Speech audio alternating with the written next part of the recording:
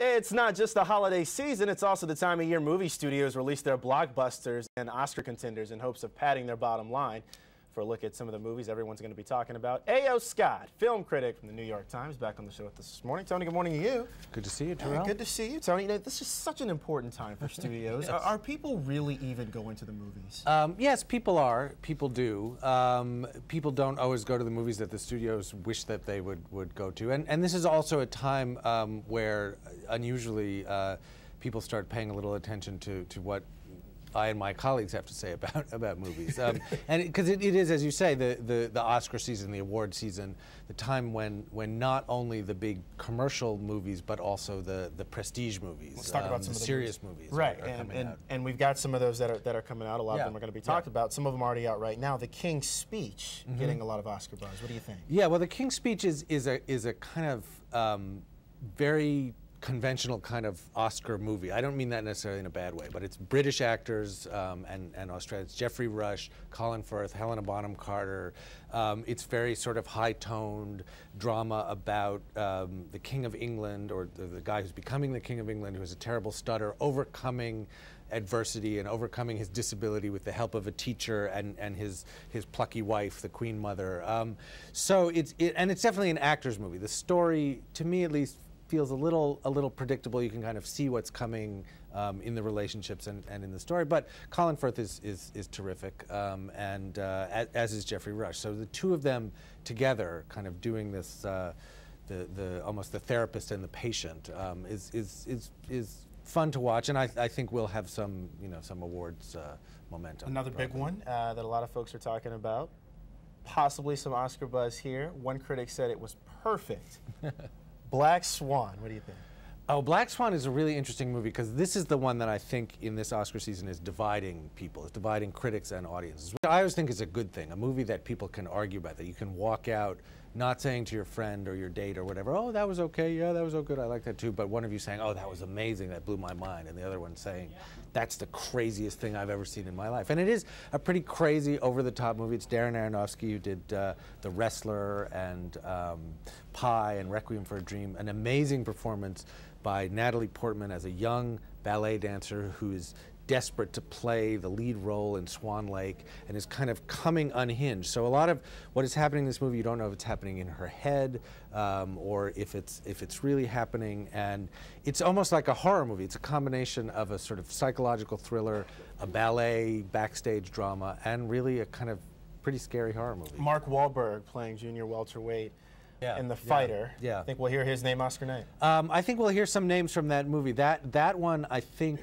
could be a big Oscar favorite because it's a real crowd pleaser. It's a really solid movie. It's a boxing movie, but it's also it's a true story. It does the kind of uplifting boxer movie things that you want it to do, but it's also very well acted, very realistic, very kind of raw and rough the way it takes you into the lives of these characters. The name I think we'll probably hear on Oscar night from that movie is Christian Bale, who plays Mickey's brother, Dickie Eklund, who was also a fighter who supposedly knocked down Sugar Ray Leonard one time, but has gone on to crack addiction, and it's his story in a way as much as it is Mickey's, and it's about these two brothers kind of trying to figure out their relationship while one of them is also trying to get his boxing career together. And then you've also got some big budget family friendly movies that are coming out this holiday season. Well, it is Christmas, right. Yeah, so you have to do something with the kids when they're not in school. Right, Narnia, one of them.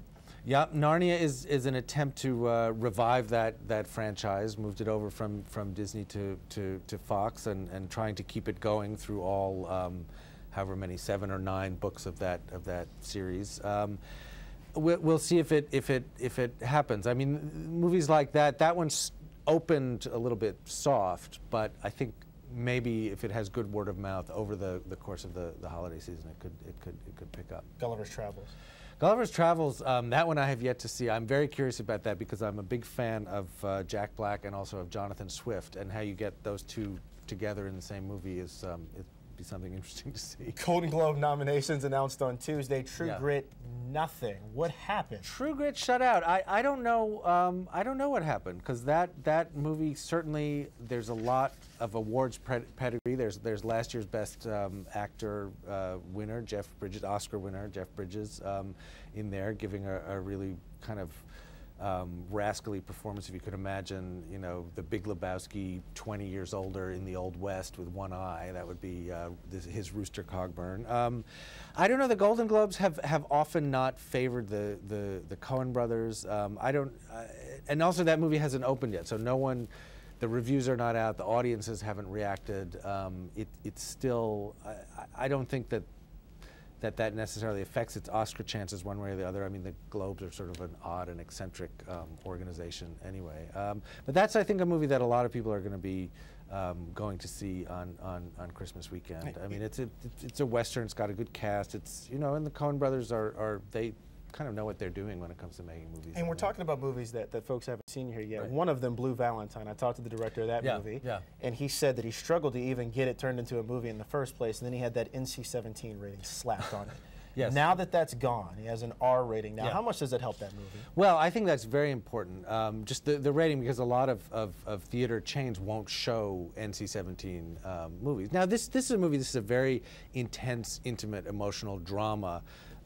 It's not, you know, a kind of entertaining, feel-good popcorn movie, but I think it has two very strong performances, Ryan Gosling and Michelle Williams, as this young couple shown at two moments in their relationship, when they're falling in love and getting together, and then when they're kind of falling apart 6 years later. And these two stories are intercut.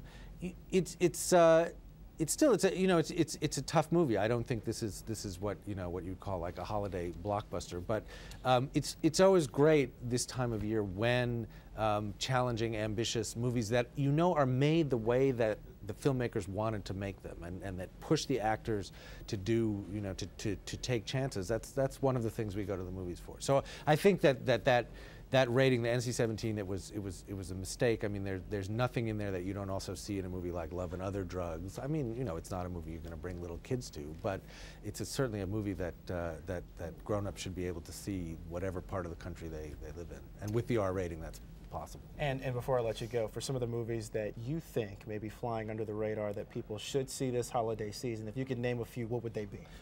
There's one that I really like. It's called Somewhere. It's the latest movie from Sofia Coppola, who did Lost in Translation, Marie Antoinette. It's a very quiet, subtle movie. Stephen Dorff and Elle Fanning, the younger sister of Dakota, playing a kind of troubled movie star who's holed up at the Chateau Marmont in LA, and he's just kind of lost control of his life, and she plays his 11-year-old daughter, and it's really an observation of their relationship and of the life of celebrity from the inside, and it's very funny, it's very subtle, it's very sensitive, and I think it's one that is not going to get as much attention and as much hype, partly because it is so quiet and so subtle, but I think it's a wonderful movie that people will enjoy if they check it out. All of the insight from A.O. Scott, film critic from New York Times. Tony, thank you so much. Always great to have you by. Good to see you. Appreciate it. Thanks.